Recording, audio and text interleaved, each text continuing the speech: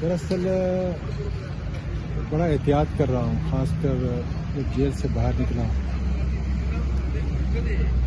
لیکن یہ بات حقیقت ہے کہ عمران خان جن سے ملنا چاہتا ہے ان کو ملنے نہیں دیا جا رہا،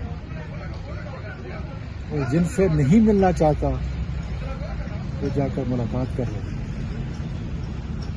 سر پہلے آپ کا نام لسٹ میں آیا ہے، اس کے بعد جو ہے آپ کا نام حذف کر دیا گیا، نکالا گیا۔ سلمان اکرم راجہ نے کہا کہ وہ نہیں جائیں گے، اسی طرح جیسے اپنا بابر اعوان صاحب آئے، ان کا نام نکالا گیا، پھر وہ بابر اعوان صاحب اندر چلے گئے۔ آپ کو کیا لگ رہا ہے کہ کچھ خاص چنے لوگ ملاقات کے لیے جائیں گے اندر؟ لیکن مجھے اس سے کوئی غرض نہیں ہے۔ آپ پرانے ورکر ہیں سر ایک پی ٹی آئی۔ مجھے جس بات سے غرض ہے وہ یہ ہے کہ ہم خان صاحب کو کیسے جیل سے باہر نکالیں۔ جتنی بھی ہماری لیڈرشپ ہے میرے سمیت، خان صاحب کا ورکر ان کی شکلوں کو دیکھنے کے لیے نہیں چاہتا، ان کی شکلوں سے نفرت کرتے ہیں، بشمول میں رہنے اپنے آپ کو گن رہا ہوں۔ اچھا ایک آخری تو سوال، گزارش اب بات یہ ہے کہ جب ہماری شکلوں سے نفرت ہے اور ایک ہی لیڈر ہے جس کا نام عمران خان ہے، تو پھر ہمیں یہ کوشش کرنا چاہیے کہ ہم نے عمران خان کو نکالنے کے لیے اپنی ساری انرجی جو ہے اس کے اوپر صرف کرنی چاہیے۔ یہی اعظم سواتی کا جیل سے نکلنے کے بعد مشن ہے، کیونکہ خان صاحب نے ہمیشہ بات چیت کے ذریعے جو ہے وہ قانون اور آئین کی حکمرانی کی بات ہے۔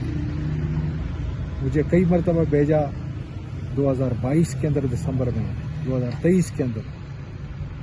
آج تو اتنا پاکستان اب جس دلدل میں پھنس چکا ہے، بلوچستان اور خاص کر کے پی کے میں،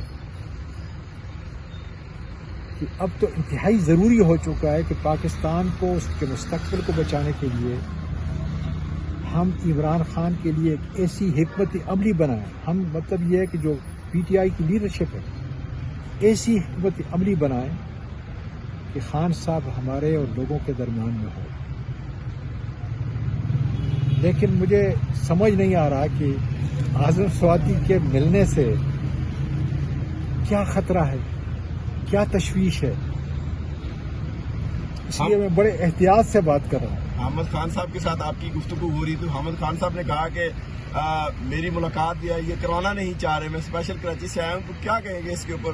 سر میں تو سب کی عزت کرتا ہوں، کہ میں وہی یہ کہہ رہا ہوں کہ اسی پہ میں اہتمام کرتا ہوں کہ جن کو عمران خان دیکھنا چاہتا ہے، ان سے بات کرنا چاہتا ہے، ان کو ملنے نہیں دیا جا رہا، اور اکثر جن سے مل رہا ہے اس سے نہیں ملنا چاہتا۔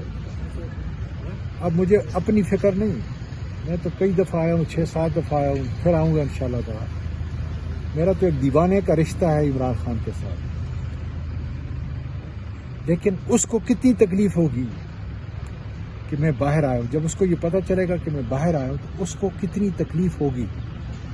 مجھے اس کا جو ہے درد ہے میرے دل میں، کہ ایک آدمی جیل کے اندر ہے، اس کا ایک ورکر جو ہے اس سے ملنا چاہتا ہے،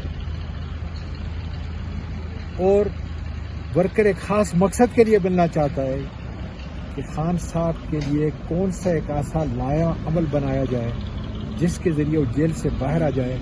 ظاہر ہے کہ میرا لیڈر وہ ہے، قوم کا لیڈر وہ ہے، وہ مجھے بتائے گا کہ یہ وہ رستہ ہے جس کے ذریعے اعظم اب تم نے چلنا ہے، جس طریقے سے پہلے مجھے گائیڈ کرتا تھا۔